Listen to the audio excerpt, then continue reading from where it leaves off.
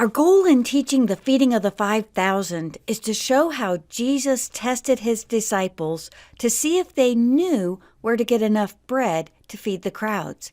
He then used the bread and fish they had to show them where their supply was from. This is the only miracle recorded in all 4 gospel accounts, but I found it helpful to use John's account as the main text. Through these details, we can see the basic teaching that Jesus provides all that is needed to do the job he gives us to do. Here's how I would develop this lesson. I would start by drawing a stick figure with a speech bubble and ask the students to imagine this is a friend of theirs who comes to them and says, "If I follow Jesus, he might make me do blank."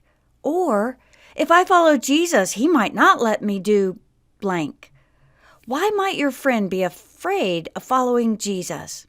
After getting a few answers, I would share my personal experience of how I would have answered those same questions. The answer to those fears is in this lesson. As the story develops, I would share how Jesus was teaching and his disciples came to tell him to send the crowds away to get something to eat. Jesus gives them a test with one question on it. Where are we to buy bread that these may eat? Philip calculates it out and realizes it would take 8 months just to earn enough to feed everyone just a little bit. What score do you get on a test if you put down, "I don't know," a 0? Andrew doesn't do much better. He brings a boy with 5 barley loaves and 2 small fish, but that's certainly not enough for the massive hungry crowd.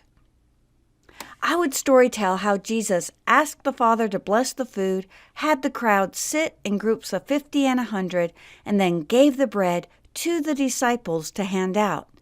As I reenact passing out the bread, I would say, the disciples would go to their group, they would pass out the bread, and then they would run out. Where would they go to get more bread?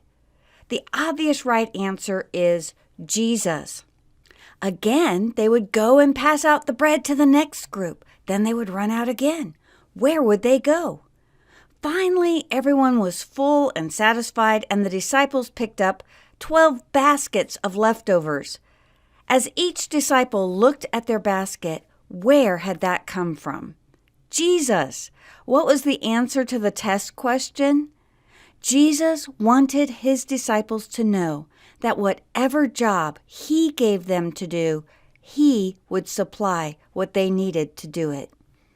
I would conclude the lesson by sharing my personal experience. I realized that the things I was afraid that Jesus might make me do were scary only if I didn't want to do it or if I didn't have the resources to do it.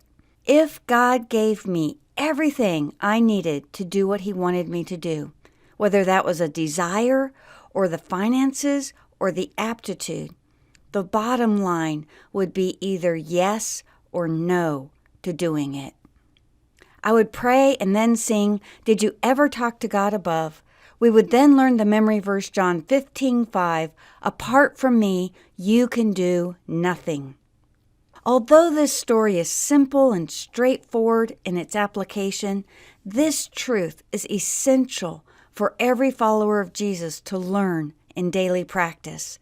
Let the truth unfold naturally as you stick closely to the details given in the Scriptures.